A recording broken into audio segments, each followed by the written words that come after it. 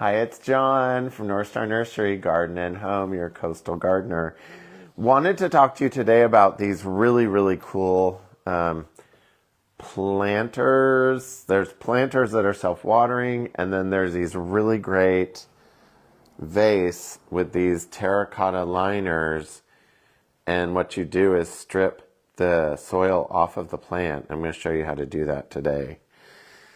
The stripping part is pretty straightforward. You take an existing plant with soil around it, and there's a few plants that work best for this. One of them, of course, is the peace lily that I just showed you. I'm going to try it with a Neanthobella palm. This is a palm that stays short and compact. So what you would do is just take the plant out and start feathering the soil away. And then what I did is once I got the bulk of the soil away, then I took it out. I mean, ideally, it would be nice if I had a sink out there, but I took it to a hose bib and I stripped all of the soil off of this. Now, when you go to do that, you might have, because these are all little individual plants, you might have them fall away. That's okay. I know it looks scary because some of them just have one little root coming down, but it's going to be okay.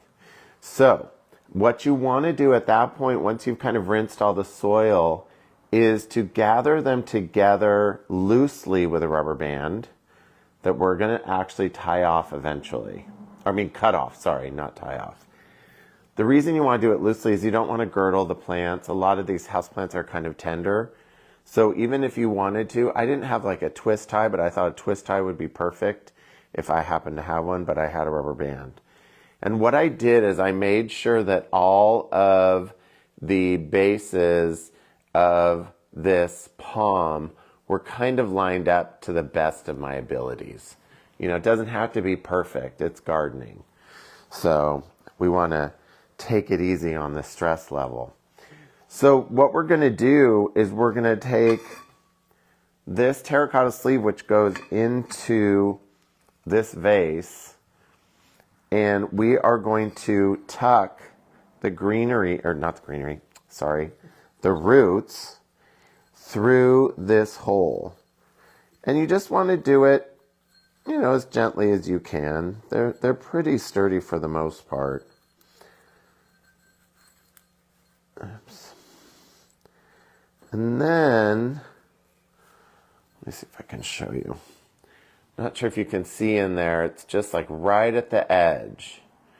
So I've now gotten the roots in there. I'm going to straighten it up, and I forgot to get my scissors. Sorry about that.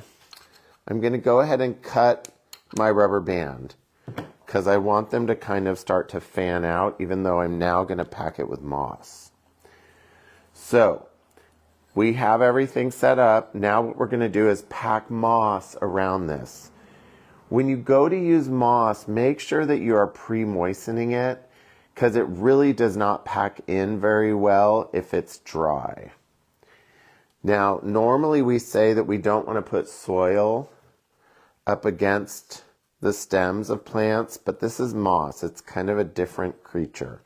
It has a lot of air circulation in it because it's not a solid material. And what I do is I really kind of pack it in there because I want this to be nice and sturdy. Because remember, you're not actually watering this, the top part. You can, but you don't have to. This is just really there just to hold this in place. And then what you do, you're all set. You fill your vase with water. I would fill it right to the, I'm not sure if you can see, to the base of the terracotta, and just maintain it that way. And then just put this is actually a low light plant. It would go in bright light, just no direct sun, or it would go in a kind of a northern exposure window or room that doesn't get a lot of bright light. This palm stays short. That's why we chose it. So it's only going to maybe max out eventually in something like this to maybe 10 to 12 inches. In a regular container, it would get much larger. So that's the other vase. I wanted to show you this vase. Now, this one, when I went to market, they actually, and there's probably a glare, sorry. They actually had a gentleman who was doing a video, or not a video, but a presentation on these. And the neat thing is, I'm not sure if that reads. This is actually the packaging for this, and it will hold an amaryllis bulb, which I'm very excited about for Christmas. I think an amaryllis bulb and this would make a lovely gift. But you can also do a plant in it. The other ones I wanted to talk to you about are these guys. This is from the same company. I love their play on glass and terracotta because, of course, I love terracotta, always have. But what's really neat, this is a plant called Salaginella. It's kind of in the mossy fern family. And this thing hates to dry out. It hates to dry out. So we fill this vase almost 3/4 once a week. And every once in a while, clearly I didn't get to this one to clean it, but every once in a while you can scrub off the terracotta from the little moss that's growing on it to keep the water from getting funny colored. So we also have them in this size, a medium, and we have an itty bitty one. This one's really cute. So unfortunately, unless you modified this, these would not work for African violets. African violets absolutely despise terracotta because when the leaves hit that terracotta, that transference of moisture that the terracotta does causes those leaves to rot. So if you were really, really wanting to use this for an African violet, you could probably spray the top with a clear coat. Just make sure you don't get any of that clear coat in the center because you want to have that transference of moisture. So today we're going to actually, I'm going to show you how to plant one of these guys. Sorry, I'm going to manhandle that fern. So this is the liner. It's porous, it's got an interesting shape, and what we're doing is we're going to take this fern and plant it in here. Now, when you look, I'm just going to use this as a guide. If you were to drop this pot in there, it drops down about, ½ an inch or so. What we're going to do is actually add some soil to the base to compensate for that ½ inch. Because it doesn't really matter if, with most pots you want to leave some room for you to water to be able to have it drip down. But since it's pulling out, you can take it right to the very top. So we're going to do, of course, a little bit of Sure Start to make this little baby happy. And then drop down. Oh, actually I could use a little bit more soil. It's kind of like cooking. I always say that it's always kind of like cooking.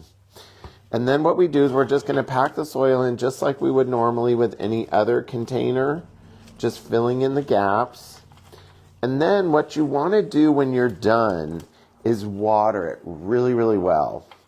Because what you want is you want that terracotta to get really, really saturated so it starts the transpiration, take up of the moisture immediately.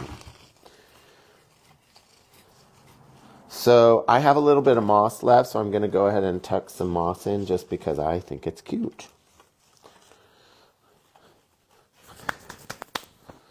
And then make sure your vase is clean so you're not dropping a bunch of dirt in it.